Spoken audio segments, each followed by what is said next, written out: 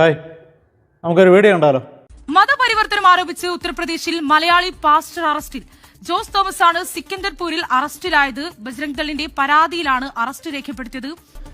ശ്രീനിധി, ഈ സിക്കന്ദർപൂരിലെ 5-ാം നമ്പർ വാർഡിൽ ഒരു കടമുറിയിൽ താമസിക്കുകയായിരുന്ന പാസ്റ്റർ, അയാൾ കുറച്ച് ദിവസങ്ങളിലായി ആളുകളെ, പ്രത്യേകിച്ചും ദരിദ്ര കുടുംബങ്ങളിലെ സ്ത്രീകളെയെല്ലാം കേന്ദ്രീകരിച്ച് നിർബന്ധിത മതപരിവർത്തനം നടത്തുന്നു എന്നുള്ളൊരു ആരോപണവും പരാതിയും ഉയർന്നിരുന്നു. ആ പരാതി പോലീസിൽ നൽകിയത് ബജ്രംഗ് ദളാണ്. ബജ്രംഗ് ദളിന്റെ വലിയ ജില്ലാ കോർഡിനേറ്ററായിരുന്നു പോലീസിൽ ഈ പരാതി നൽകിയത്. ഇന്നലെയാണ് ആ പരാതി നൽകിയത്. ആ പരാതിയുടെ അടിസ്ഥാനത്തിൽ ഇന്നാണ് മലയാളിയായിട്ടുള്ള ഈ പാസ്റ്ററിനെ പോലീസ് അറസ്റ്റ് ചെയ്തിരിക്കുന്നത്. ഈ വാർത്ത കണ്ടപ്പോൾ എനിക്ക് വല്ലാത്തൊരു വിഷമം തോന്നി. കാരണം നമ്മുടെ ഒരു സഹോദരൻ സുവിശേഷം അറിയിച്ചു എന്നുള്ള ഒരു കാരണത്താൽ ജയിലിൽ അടയ്ക്കപ്പെട്ടിരിക്കുകയാണ്. ഇവിടെ ഈ വീഡിയോ കണ്ടിട്ട് എനിക്ക് വിഷമം തോന്നി, പക്ഷേ ഭയം തോന്നില്ല. കാരണം ഇതിൽ ഭയപ്പെടാനൊന്നും തന്നെ ഇല്ല. കാരണം ക്രിസ്തു ഈ ലോകത്ത് കടന്നുപോയ പാത എന്നുള്ളത് ഒരിക്കലും ഒരു പൂമത്തെ വരിച്ച പാത ഒന്നുമായിരുന്നില്ല. ശരിയല്ലേ? ക്രിസ്തുവിനെ കൊന്നുകളഞ്ഞ ഈ ലോകം, ക്രിസ്തുവിൻ്റെ പിന്നാലെ പോകുന്ന നമ്മളെ അവരെല്ലാവരും പൂമാലയിട്ട് സ്വീകരിക്കുമെന്ന് ചിന്തിക്കുന്നത് തന്നെ തെറ്റായിട്ടുള്ള ഒരു കാര്യമല്ലേ?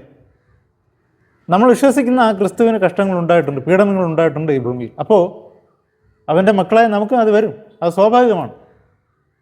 ഈ കാണുന്ന പീഡനങ്ങളൊന്നും നമ്മുടെ വിശ്വാസത്തെ തകർത്ത് കളയാനായിട്ടല്ല, അത് മറിച്ചത് കൂടുതൽ നമ്മെ ശക്തിപ്പെടുത്തുവാനായിട്ടാണ് വിശ്വാസത്തിൽ. നമ്മൾ ആരെയും നിർബന്ധിച്ച് മതം മാറ്റാനോ അല്ലെങ്കിൽ അപ്രകാരമല്ല നാം നോക്കുന്നത്. പക്ഷേ നമുക്ക് കിട്ടിയ ആ ഒരു പീസ്, അല്ലെങ്കിൽ ക്രിസ്തുവിൽ നിന്ന് ലഭിച്ച ഒരു സമാധാനം, അത് മറ്റൊരാളുമായി ഷെയർ ചെയ്യുന്നത് എങ്ങനെയാണ് കുറ്റകരമാകുന്നത്? അവർക്ക് വേണമെങ്കിൽ ഇങ്ങനെയുള്ളവരെ തടവിലാക്കാൻ പറ്റുമായിരിക്കും, പക്ഷേ അവരുടെ ഉള്ളിലുള്ള ആത്മാവിനെ തടവിലാക്കുവാനായിട്ട് അതാർക്കും കഴിയും. പണ്ട് പൗലോസ് അപ്പോസ്തലൻ പറഞ്ഞ പോലെ, ശരീരം ചങ്ങലയ്ക്കുള്ളിലായാലും ദൈവവചനം ഒരിക്കലും അത് ചങ്ങലയ്ക്കുള്ളിലല്ല. അതുകൊണ്ട് ഇങ്ങനെയുള്ള കാര്യങ്ങൾ കണ്ട് സുവിശേഷം അറിയിക്കുന്ന ആളുകൾ ഭയപ്പെടേണ്ട കാര്യമില്ല. കാരണം സഫറിങ് ഫോർ ക്രൈസ്റ്റ് എന്നത് ഒരു വിശ്വാസിയെ സംബന്ധിച്ചിടത്തോളം അതൊരു വലിയൊരു പ്രിവിലേജാണ്, ഒരു പദവിയാണ്, അതൊരു അനുഗ്രഹം എന്ന് വേണമെങ്കിൽ നമുക്ക് പറയാം. നാം മതതീവ്രവാദികളായിട്ട് മാറേണ്ട, പകരം ക്രിസ്തുവിൻ്റെ സ്നേഹം പകരുന്നവരായിട്ട് നമുക്ക് മാറുവാനായിട്ട് കഴിയും. ഈ ഭൂമി ക്രിസ്തു ഒരിക്കൽ നമ്മോട് പറഞ്ഞു, ലോകത്തിൽ നിങ്ങൾക്ക് കഷ്ടമുണ്ട്, എങ്കിലും ധൈര്യപ്പെടും, ഞാൻ ലോകത്തെ ജയിച്ചിരിക്കും. നമുക്കറിയാം ഈ കഷ്ടതകൾക്കപ്പുറം ഒരു വലിയൊരു ജയമുണ്ട്, വലിയൊരു പ്രതിഫലം നമുക്കുണ്ട്.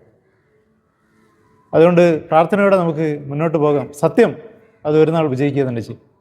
See you again.